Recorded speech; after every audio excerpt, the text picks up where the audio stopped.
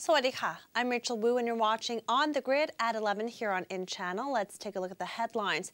Violence in the Deep South continues as 3 soldiers were killed and 1 was injured in a bomb attack in Yala this morning, and 3 passerbys were also wounded in the incident.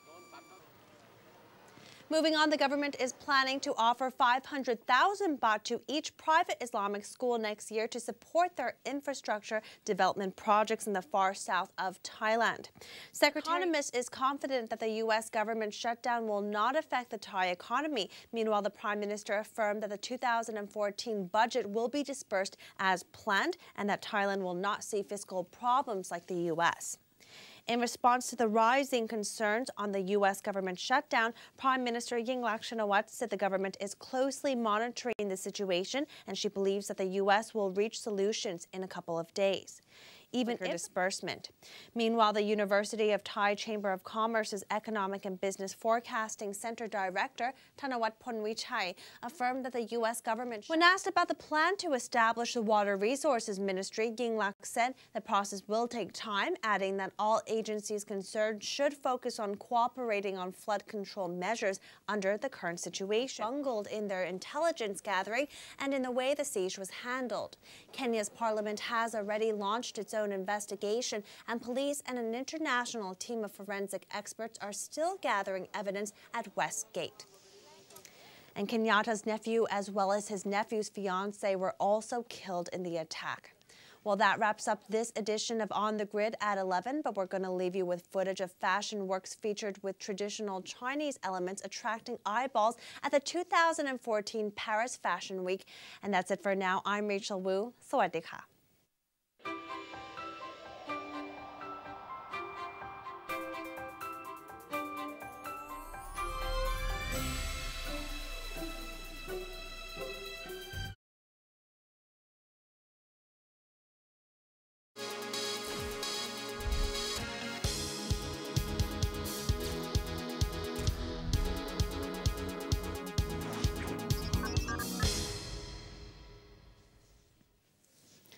Sawadee-ka, you're watching On the Grid here on In Channel. I'm Rachel Wu. And I'm Thirathira Kausan. For flood-stricken residents.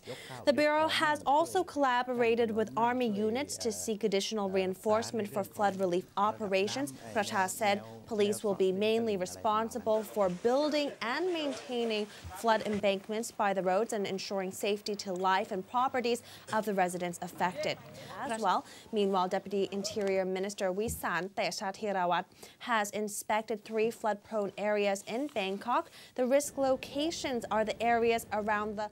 Thank you, Pak, for those updates. And now we're headed for a short break. But first, let's take a look at the top 5 most active shares.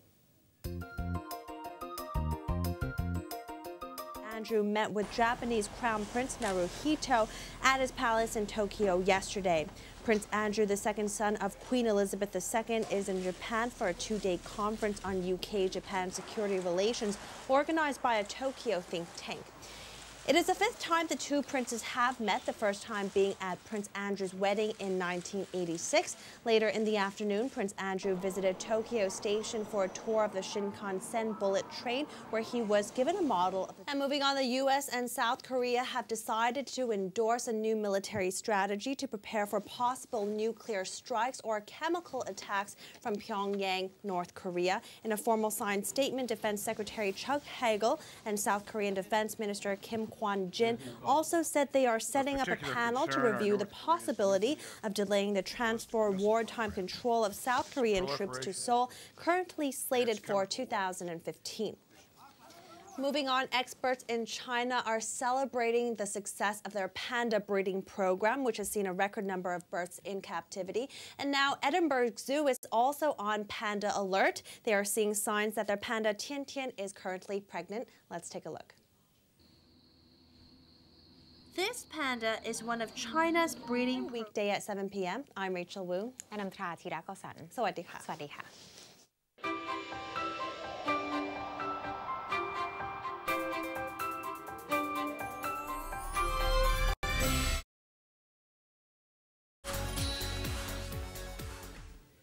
Welcome back to Biz Report. Let's continue on with the business headlines. The Asian Development Bank, or ADB, has cut its 2013 economic growth forecast for Thailand to 3.8% in response to lower household spending as well as sluggish economic reports.